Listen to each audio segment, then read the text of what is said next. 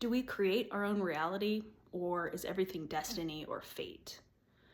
I'm going to say that we create our own reality, but at what level, from what perspective, which vantage point are we looking from? That's the nuance here.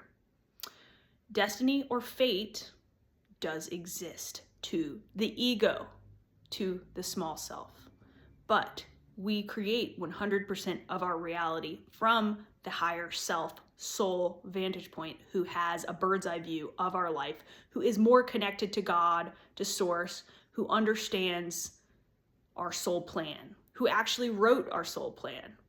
We are in an earth school and we wrote the curriculum, but we just don't know it because we're going through what's called the veil of forgetting. The Law of One talks about this. We have veiled our past and future life memories because that's part of the game here. That's how we can authentically choose the positive or the negatively polarized path when we don't really know the game that's being played. It's like when you have the answers to the test, it's not really a test.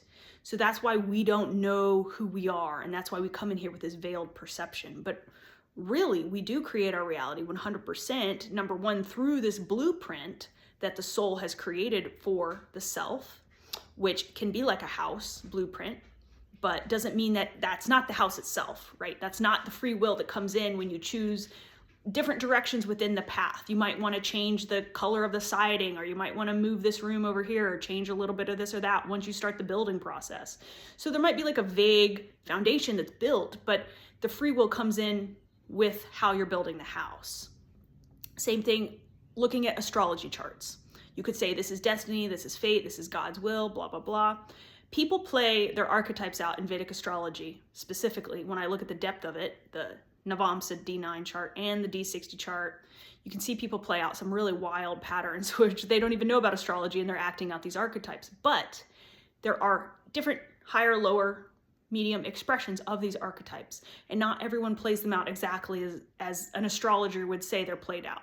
They are specific and correct in certain ways, and they're just as vague as the blueprint of a house. You're not looking at the house itself when you look at the blueprint. That's the same thing with the astrology chart. You can see patterns and tendencies in people, and they have the free will to choose how they express that, or whether or not they're going to lean more into this planet in this house, or whether or not they're going to lean more into this. That is the relative free will within everything.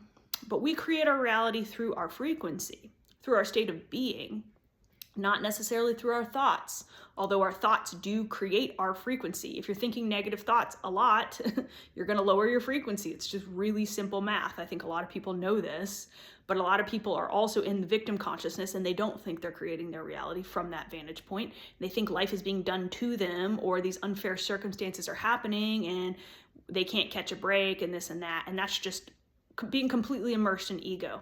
And even from that perspective, this person is creating their reality. They just don't know they are. And that's part of what awakens them to realizing, hey, I could choose better feeling thoughts. I could choose to be happy no matter what my life looks like, no matter what my circumstances look like. That's you're creating your reality, because you're creating how you feel, which is all you ever experience is your own internal state anyway.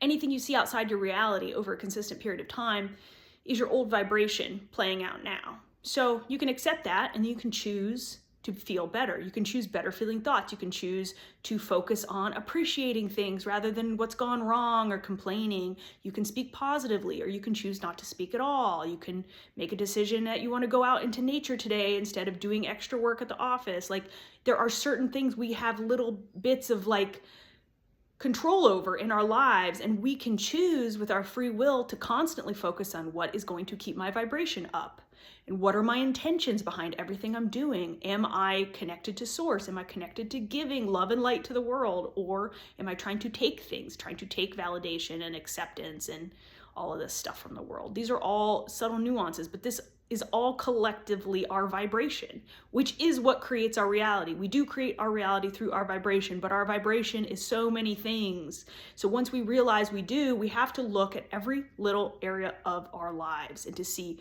in every moment, catching negative thoughts, catching tendencies to complain, catching junk food that you're eating. You're making just different decisions, and not to shame yourself, but to realize, okay, this is where I'm at. And if I want to raise my frequency, what do I need to do here? What do I need to do there?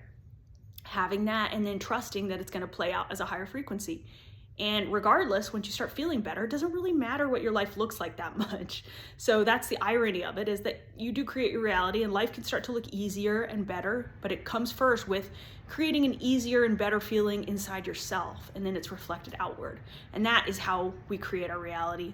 And everything else is just kind of flowing through the blueprint of things. We don't control every single thing. We don't control how other people choose to behave, but we do control how we choose to feel, whether or not we're going to let something affect us, and whether or not we're going to attribute positive, negative, or neutral meaning to the things that happen in our lives. This is where our creator power comes in.